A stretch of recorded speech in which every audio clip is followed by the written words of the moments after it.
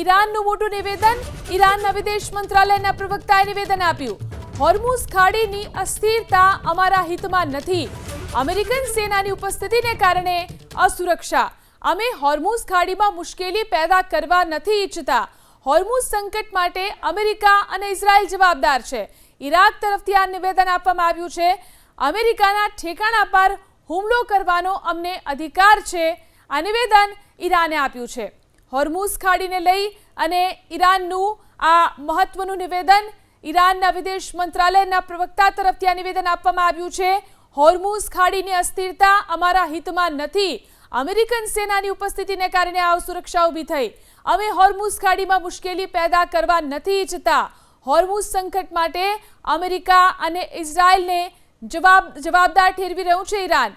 અમેરિકાના ઠેકાણા પર હુમલો કરવાનો અમને અધિકાર છે, આ પ્રકારનો દાવો ઈરાન કરી રહ્યું છે।